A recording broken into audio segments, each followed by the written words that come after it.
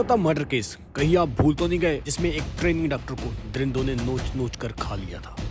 और अभी तक उस केस में कौन असली जिम्मेवार है सामने नहीं आया।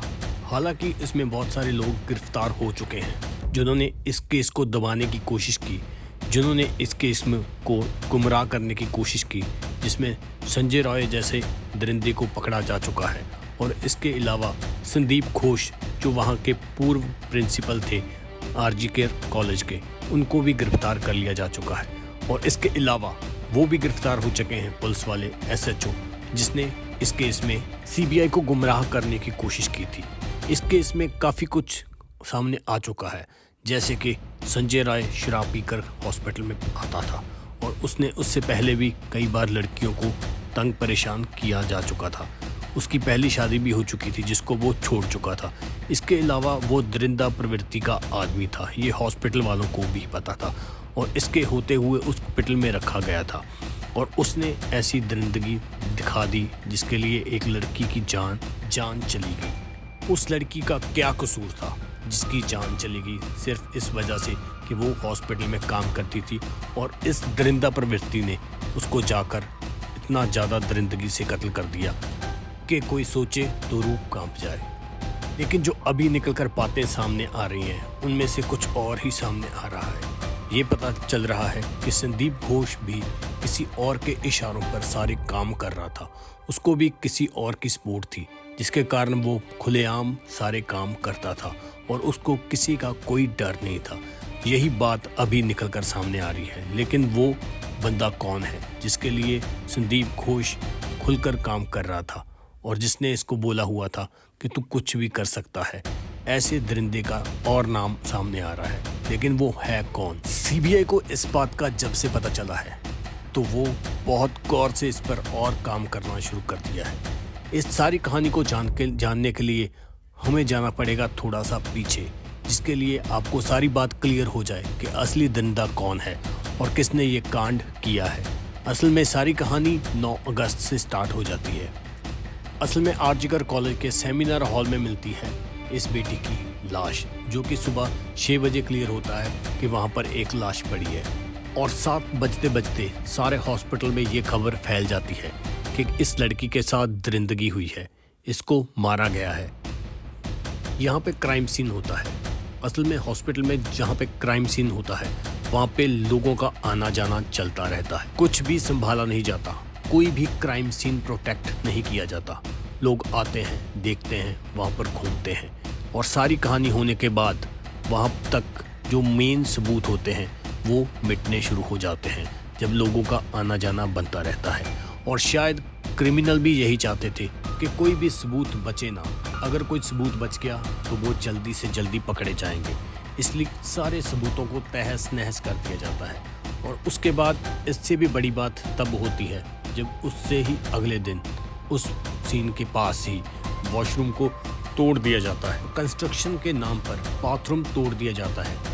और ये बात सबसे ज़्यादा सोचने वाली है कि एक साइड पे अभी अभी वहाँ पर एक क्राइम सीन होके हटा हो, एक लड़की की लाश मिली हो जिसको मारा हो दरिंदों ने, और उसी के अगले दिन वॉशरूम को तोड़ दिया जाता है, वो भी उस वॉशरूम को जहाँ पर सबूतों की मिलने की आस लगती है।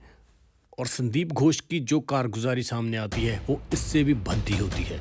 7 बजे संदीप घोष को कॉल कर दी जाती है कि अभ्या का कत्ल हो चुका है, उस डॉक्टर का कत्ल हो चुका है। और इसके बाद वो फ़ोटो मंगाता है व्हाट्सएप पर। जब उसको फ़ोटो पहुंचती है तो हॉस्पिटल पहुंचने में उसको अभी भी 1 घंटा लगता है। और इन बातों से सारा कुछ पता चल रहा है कि क्या कुछ हो रहा था। वहाँ पर पहुँचने में 1 घंटा और फ़ोन पर फ़ोटो मंगवाई जाती है अभ्या की। अगर बात करें कि हॉस्पिटल से संदीप घोष के घर की दूरी, तो वो सिर्फ 15 मिनट की है और उसको बार बार कॉल आती है। सीबीआई का यही कहना है कि संदीप घोष उसके बाद फ़ोन पर लगा रहता है, उसको बहुत सारी कॉलें आती हैं, लेकिन वो कौन कॉल कर रहा था, कौन उसको प्लानिंग समझा रहा था, कौन उसको गाइड कर रहा था कि ऐसे करना है, ऐसे करना है, ये सारी बातें अभी सामने आनी बाकी है। और जब संदीप घोष पहुंचता है हॉस्पिटल में, उससे कई घंटे बाद पुलिस को बताया जाता है और पुलिस को बताने के बाद पुलिस वहाँ पर आती है। और अभ्या के घर वालों को तो खबर बहुत लेट मिलती है कि उनकी बेटी की हत्या हो चुकी है और हत्या भी ऐसी हो चुकी है कि उससे पहले उसके साथ दुष्कर्म हो चुका है। और उस बेटी के घर जब कॉल किया जाता है तो भी झूठ बोला जाता है। पहले ये कहा जाता है कि उनकी बेटी बीमार हो चुकी है, जल्दी से हॉस्पिटल पहुंचो, और उसके बाद फिर कॉल की जाती है। फिर ये कहा जाता है कि उनकी बेटी ने आत्महत्या कर ली है, जिसको सुनकर उसके घर वाले हिल जाते हैं। उसके बाद फिर कॉल की जाती है, लेकिन अच्छे तरीके से बात नहीं हो पाती, और साथ ही में उस बेटी के घर वाले हॉस्पिटल पहुंचने के लिए तैयार हो जाते हैं। जल्दी पहुंचते हैं वो हॉस्पिटल, और हॉस्पिटल पहुंचने के बाद भी उनको उनकी बेटी के साथ मिलाने नहीं दिया जाता। उसके बाद कम से कम 3 घंटे के बाद उनको अपनी बेटी के पास जाने दिया जाता है। जब वो वहाँ पर जाके देखते हैं कि उसके साथ क्या कुछ हुआ है, वो देखकर हैरान रह जाते हैं। जब अपनी बेटी को देखते हैं, उस पर एक कपड़ा दिया हुआ था, उसकी जीन खुली हुई थी, पैर कटे हुए थे, खून बह रहा था, और प्राइवेट पार्ट पर भी खून लगा हुआ था। इसको देखकर उनकी रूह कांप जाती है, और ये दृश्य भी ऐसा है, सुनकर ही रूह कांप जाती है।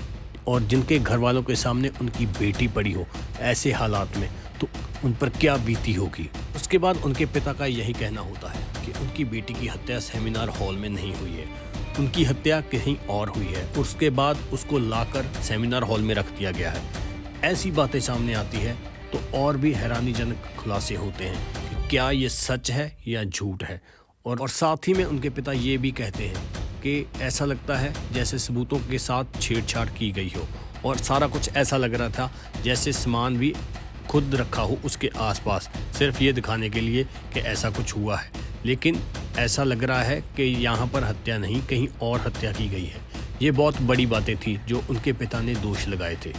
और उसके बाद फिर उसी हॉस्पिटल में उस बेटी का पोस्टमार्टम किया जाता है, और संदीप घोष के डॉक्टर ही उस बेटी का पोस्टमार्टम करते हैं। और इससे ये भी बात निकल कर सामने आ रही है कि उन्होंने खुद रिपोर्ट बनाई है इस सारे केस की, और इसलिए कुछ भी लिखा हो सकता है और कुछ भी कहा जा सकता है, क्योंकि उन्होंने खुद रिपोर्ट तैयार करवाई है। और उसके बाद लाश उनके घर वालों को दी जाती है, और जल्दी से जल्दी संस्कार करने के लिए कह दिया जाता है। इतना लेट, कम से कम 12 बजे FIR दर्ज की जाती है, और उसमें बताया जाता है कि ये मर्डर और रेप का मामला है। उससे पहले सिर्फ यही कहा जाता है कि इस बेटी ने आत्महत्या कर ली है, और कितना बड़ा झूठ लोगों के सामने बताया जाता है कि इस बात को ठंडा किया जा सके। और शायद यही प्लान हॉस्पिटल में किया गया हो कि ये बता दिया जाए कि उस बेटी ने आत्महत्या कर ली है। और अगर घर वाले इस बात को मान लेते कि उन पर दबाव डाला जा रहा है और वो चुप रह जाते, तो शायद ये मामला दब जाता और किसी को पता नहीं चलता। लेकिन ज़्यादा से ज़्यादा बात उछलने के कारण जो मीडिया वहाँ पर पहुँच जाता है, वहाँ पर बात उछलने लगती है, तो इस बात पर जोर दिया जाता है कि लड़की ने आत्महत्या नहीं की, उसका रेप किया गया हो, और रेप करने के बाद उसकी हत्या कर दी गई है। ऐसा होने के बाद इस मामले में थोड़ा तूल पकड़ता है और बात बढ़ने लगती है, जिस कारण धीरे धीरे चीज़ें सामने आने लगती है कि ये सच में कोई बहुत बड़ी प्लानिंग है। बहुत बड़ी प्लानिंग के साथ इस बेटी की हत्या की गई है।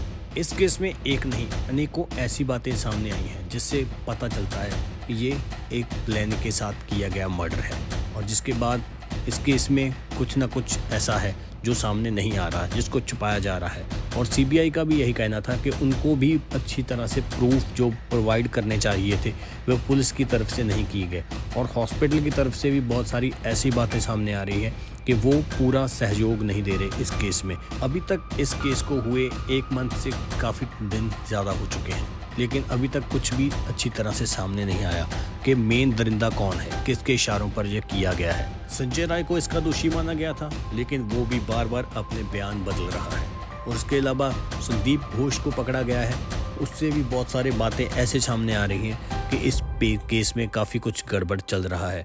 और संजय राय को तो ईडी ने भी गिरफ्तार पहले ही कर लिया था, क्योंकि वो ईडी को प्रॉपर जवाब नहीं दे सका था जो उन्होंने क्वेश्चनिंग की थी, और इसलिए संदीप घोष को पकड़ लिया गया था और वो अब जेल में है। लेकिन इस केस की कब सुनवाई होगी, कब इस केस के दरिंदों को सज़ा मिलेगी, ये अभी देखना बाकी है। अगर आप भी चाहते हैं कि उस डॉक्टर बेटी के दरिंदों को फांसी तक पहुंचाया जाए और उनको कड़ी से कड़ी सज़ा मिले और सारे दोषी पकड़े जाएं, तो आप एक बार कमेंट में जाकर वी वांट जस्टिस जरूर लिखें और ज़्यादा से ज़्यादा इस वीडियो को लाइक और शेयर करना ताकि दरिंदों को सज़ा मिल सके और हम इसमें एफर्ट डाल सके अपनी वीडियो के ज़रिए ये वीडियो ज़्यादा से ज़्यादा लोगों तक पहुँचे और लोग इसके लिए उठें और उस बेटी की आत्मा की शांति के लिए हम सामने आए।